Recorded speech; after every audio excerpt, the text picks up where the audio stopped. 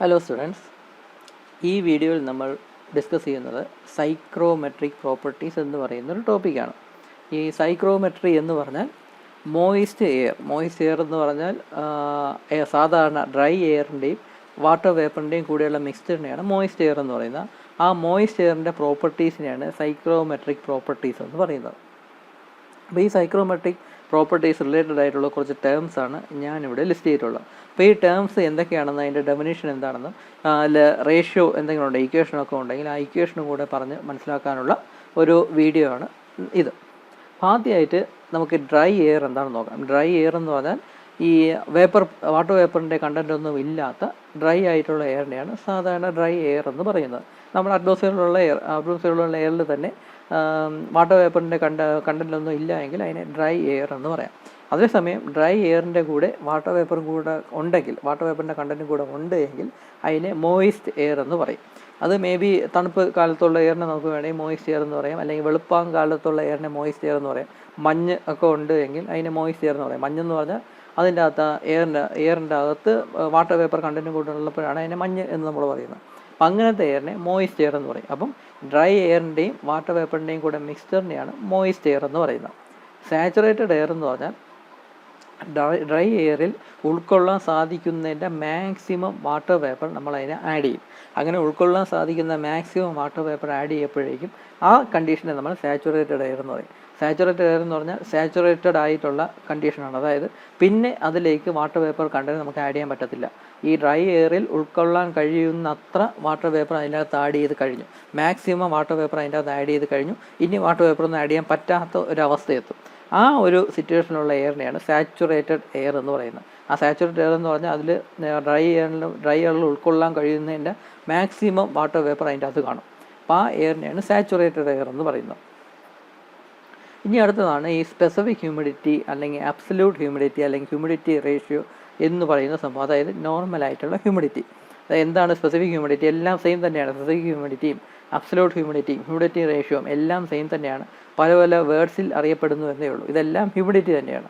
ഇതെന്ന് പറയുന്നത് നമുക്ക് കുറച്ച് മോയിസ്റ്റ് എയർ തന്നിരിക്കും. നമുക്ക് മോയിസ്റ്റ് എയർ എന്ന് പറഞ്ഞാൽ ഡ്രൈ എയറിൻ്റെയും വാട്ടർ വേപ്പറിൻ്റെയും കൂടെ മിക്സ്ചറാണ് മോയിസ്റ്റ് എയർ എന്ന് പറയുന്നത്. അപ്പോൾ ഒരു കുറച്ച് വോളിയം ഓഫ് മോയിസ്റ്റ് എയർ തന്നിട്ടുണ്ട് നമുക്ക്.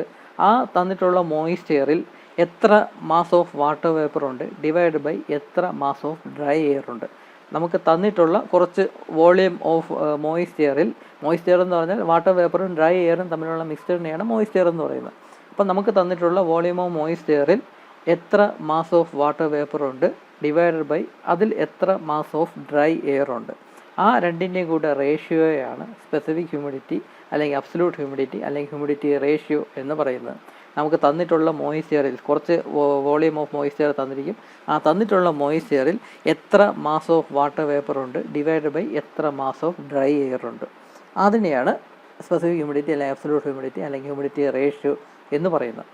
പിന്നെയുള്ള ഇമ്പോർട്ടൻ്റ് ആയിട്ടുള്ള ടേമാണ് റിലേറ്റീവ് ഹ്യൂമിഡിറ്റി എന്നാണ്. ഈ റിലേറ്റീവ് ഹ്യൂമിഡിറ്റി എന്ന് പറഞ്ഞാൽ ഇതുപോലെയല്ല, കുറച്ച് ഡിഫറെൻ്റ് ആണ്. റിലേറ്റീവ് ഹ്യൂമിഡിറ്റി എന്ന് പറഞ്ഞാൽ എന്ന് പറഞ്ഞാൽ നമുക്ക് ഇപ്പം കുറച്ച് വോളിയം ഓഫ് മോയിസ്ചർ തന്നിട്ടുണ്ട്. അതിൽ എത്ര മാസ് ഓഫ് വാട്ടർ വേപ്പർ ഉണ്ട്, നമുക്ക് തന്നിട്ടുള്ള വോളിയം ഓഫ് മോയിസ്ചറിൽ എത്ര മാസ് ഓഫ് വാട്ടർ വേപ്പർ ഉണ്ട് ഡിവൈഡഡ് ബൈ അത്രയും സെയിം വോളിയമുള്ള സാച്ചുറേറ്റഡ് എയറിൽ എത്രത്തോളം മാസ് ഓഫ് വാട്ടർ വേപ്പർ ഉണ്ട്.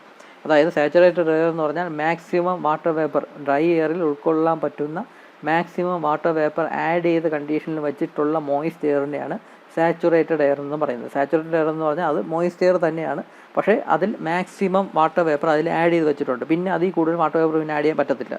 ആ കണ്ടീഷനിലുള്ള മോയിസ്റ്റ് എയറിനെയാണ് സാച്ചുറേറ്റഡ് എയർ എന്ന് പറയുന്നത്. റിലേറ്റീവ് ഹ്യൂമിഡിറ്റി എന്ന് പറഞ്ഞാൽ നമുക്ക് തന്നിട്ടുള്ള വോളിയം ഓഫ് മോയിസ്റ്റ് എയറിൽ എത്ര മാസ് ഓഫ് വാട്ടർ വേപ്പർ ഉണ്ട് ഡിവൈഡഡ് ബൈ അതേ വോളിയം ഓഫ് സാച്ചുറേറ്റഡ് എയറിൽ എത്ര മാസ് ഓഫ് വാട്ടർ വേപ്പർ ഉണ്ട്. ആ റേഷ്യോയാണ് റിലേറ്റീവ് ഹ്യൂമിഡിറ്റി എന്ന് പറയുന്നത്. ഇവിടെ ഇപ്പോൾ ശ്രദ്ധിച്ചാലറിയാം, ഇവിടെ ഈ മാസ് ഓഫ് വാട്ടർ വേപ്പർ, ഈ ഡിനോമിനേറ്ററിലുള്ള മാസ് ഓഫ് വാട്ടർ വേപ്പർ എന്ന് പറഞ്ഞാൽ എപ്പോഴും കൂടുതലായിരിക്കും. കാരണം അത് സാച്ചുറേറ്റഡ് എയർ ആണ്.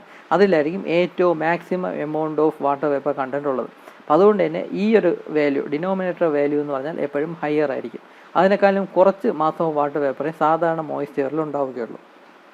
അപ്പോൾ ഇതാണ് റിലേറ്റീവ് ഹ്യൂമിഡിറ്റി എന്ന് പറയുന്നത്. റിലേറ്റീവ് ഹ്യൂമിഡിറ്റി സാധാരണ പെർസെൻറ്റേജിലൊക്കെയാണ് പറയുന്നത്. 60% അല്ലെങ്കിൽ 80% എന്നാണ് റിലേറ്റീവ് ഹ്യൂമിഡിറ്റി എല്ലാം പറയുന്നത്. അപ്പോൾ ഇതാണ് സ്പെസിഫിക് ഹ്യൂമിഡിറ്റി അല്ലെങ്കിൽ അബ്സല്യൂട്ട് ഹ്യൂമിഡിറ്റി റേഷ്യോ എന്നൊക്കെ പറയുന്ന സംഭവം, പിന്നെ റിലേറ്റീവ് ഹ്യൂമിഡിറ്റി എന്ന് പറയുന്ന സംഭവം. അപ്പോൾ ഇതിൻ്റെ ഇക്വേഷൻ ഒന്ന് പഠിച്ചിരിക്കുക. ഇക്വേഷൻ തന്നെയാണ് നമുക്ക് ഡെഫിനിഷനായിട്ട് എഴുതാനായിട്ട് സാധിക്കും. അപ്പോൾ ഇക്വേഷൻ ഒന്ന് കാണാതെ പഠിച്ചിരിക്കുക, ഈ രണ്ടെണ്ണത്തിൻ്റെയും ഇക്വേഷൻ. പിന്നെയുള്ള 3 ഇമ്പോർട്ടൻ്റ് ആയിട്ടുള്ള ടേംസ് ആണ് dry bulb temperature, wet bulb temperature, dew point temperature എന്നൊക്കെ പറയുന്നത്. ആദ്യം dry bulb temperature. Dry bulb temperature എന്ന് പറഞ്ഞാൽ നമ്മൾ നോർമലി തെർമോമീറ്റർ ഉപയോഗിച്ച് മെഷർ ചെയ്യുന്ന ടെമ്പറേച്ചറിനെയാണ് ഡ്രൈ ബൾബ് ടെമ്പറേച്ചർ എന്ന് പറയുന്നത്. നോർമൽ ഒരു മെർക്കുറി തെർമോമീറ്റർ ഉപയോഗിച്ച് സിമ്പിളായിട്ട് മെഷർ ചെയ്തെടുക്കുന്ന ടെമ്പറേച്ചറിനെ ഡ്രൈ ബൾബ് ടെമ്പറേച്ചർ എന്ന് പറയാം. എന്നാൽ ആ തെർമോമീറ്ററിൻ്റെ താഴെ ഒരു ബൾബ് ഷേപ്പിലൊരു പോർഷൻ കാണുമല്ലോ, അതിലായിരിക്കാം മേ ബി മെർക്കുറി സൂക്ഷിച്ചിരിക്കുന്ന ആ ബൾബ് ഷേപ്പിലുള്ള പോർഷനിലായിരിക്കാം. ആ ബൾബ് ഷേപ്പിലുള്ള പോർഷനിൽ ഒരു നനഞ്ഞ തുണി കൊണ്ട് മോയ്സ്ചർ വെറ്റായിട്ടുള്ളൊരു ക്ലോത്ത് കൊണ്ട് അതിനൊന്ന് പൊതിയുക, കവർ ചെയ്യുക. വെറ്റ് ക്ലോത്ത് എന്ന് പറഞ്ഞാൽ മോയ്സ്ചറുള്ള ക്ലോത്ത്. അങ്ങനെ മോയ്സ്ചറുള്ള ക്ലോത്ത് കൊണ്ട് ആ ബൾബിനെ ഒന്ന് കവർ ചെയ്യുക. എന്നിട്ട് ടെമ്പറേച്ചർ മെഷർ എടുക്കുകയാണെങ്കിൽ ആ കിട്ടുന്ന ടെമ്പറേച്ചറാണ് വെറ്റ് ബൾബ് ടെമ്പറേച്ചർ എന്ന് പറയുന്നത്. ഈ വെറ്റ് ബൾബ് ടെമ്പറേച്ചർ എന്ന് പറഞ്ഞാൽ എപ്പോഴും ഡ്രൈ ബൾബ് ടെമ്പറേച്ചറിനെക്കാളും കുറവായിരിക്കും.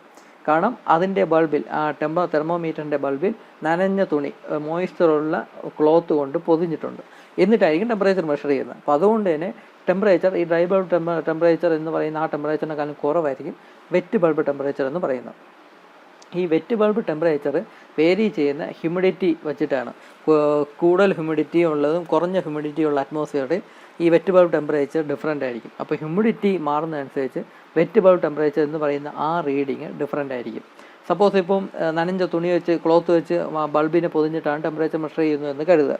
അപ്പോൾ അറ്റ്മോസ്ഫിയറിൽ വാട്ടർ വേപ്പർ കണ്ടൻറ്റ് കുറവാണ് എങ്കിൽ ആ ക്ലോത്തിൽ നിന്ന് മോയ്സ്ചർ ഈസി ആയിട്ട് പെട്ടെന്ന് തന്നെ അതങ്ങ് അറ്റ്മോസ്ഫിയറിലോട്ട് സ്പ്രെഡ് ചെയ്തുകൊണ്ടിരിക്കും. അതുകൊണ്ട് തന്നെ ഡ്രൈ ബൾബ് ടെമ്പറേച്ചറിന് അടുത്തുള്ള ഒരു ടെമ്പറേച്ചറായിരിക്കും വെറ്റ് ബൾബ് ടെമ്പറേച്ചറായിട്ട് നമുക്ക് കിട്ടുന്നത്.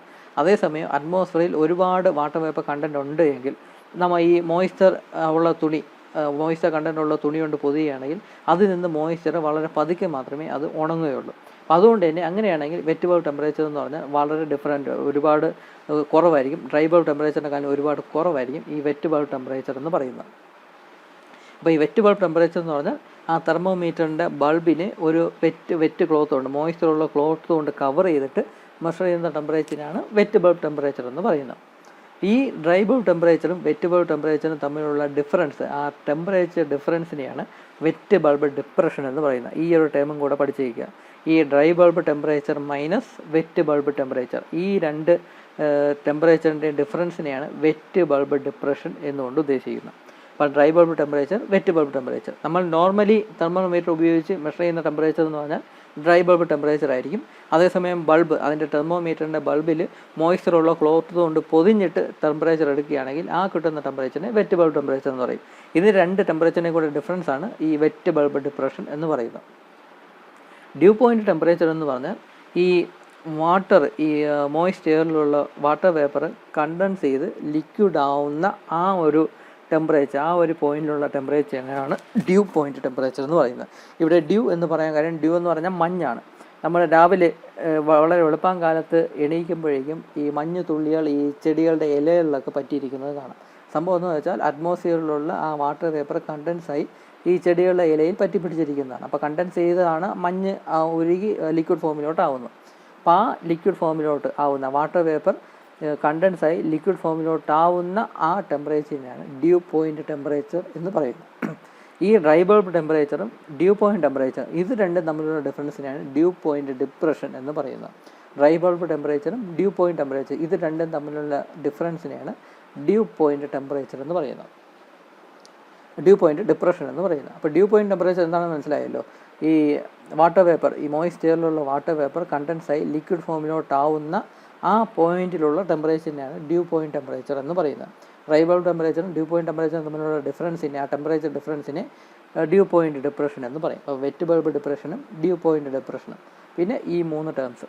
അപ്പോൾ ഈ ടേംസ് എല്ലാം സാധാരണ 2-3 മാർക്സിന് ആയിരിക്കും എക്സാമിന് ചോദിക്കണം. മേ ബി 2-3 ചേർത്ത് എക്സാമിന് ഒരു 3 മാർക്കിന് ചോദിച്ചായിരിക്കാം. Maybe dry bulb temperature, wet bulb temperature, dew point temperature, ഇത് 3 കൂടെ ഡിഫൈൻ ചെയ്യുക എന്നും പറഞ്ഞ് 3 മാർക്ക് ചിലപ്പോൾ എക്സാമിന് ചോദിക്കാം. അല്ലെങ്കിൽ സ്പെസിഫിക് ഹ്യൂമിഡിറ്റിയും റിലേറ്റീവ് ഹ്യൂമിഡിറ്റിയും, അത് രണ്ടും കൂടെ ഡിഫൈൻ ചെയ്യുക എന്ന് പറഞ്ഞുകൊണ്ട് എക്സാമിന് ചോദിക്കാം. അതും വേണമെങ്കിൽ 3 മാർക്കിന് ചോദിക്കാം. അപ്പോൾ ഇക്വേഷനൊക്കെ ആയിരിക്കും നിങ്ങൾ എഴുതേണ്ടി വരുന്നത്. അപ്പോൾ ഇത് ഒക്കെ ഒന്ന് മനസ്സിലാക്കി വെച്ചേക്കുക. അപ്പോൾ ഇതാണ് സൈക്രോമെട്രിക് പ്രോപ്പർട്ടീസ്. ഈ വേർഡിന് അധികം ഇമ്പോർട്ടൻസ് കൊടുക്കണ്ട, ഈ കാര്യങ്ങൾ മാത്രം, ഈ ടേംസിൻ്റെ ഡെഫിനിഷൻ മാത്രം ഒന്ന് നോക്കിയാൽ മതി. ഈ ഒരു ഇക്വേഷനൊക്കെ കാണാതെ പഠിക്കുക. അപ്പോൾ ഇത്രയേ ഉള്ളൂ ഈ വീഡിയോയിൽ. ബാക്കി നമുക്ക് അടുത്ത വീഡിയോ ഡിസ്കസ് ചെയ്യാം. Thank you.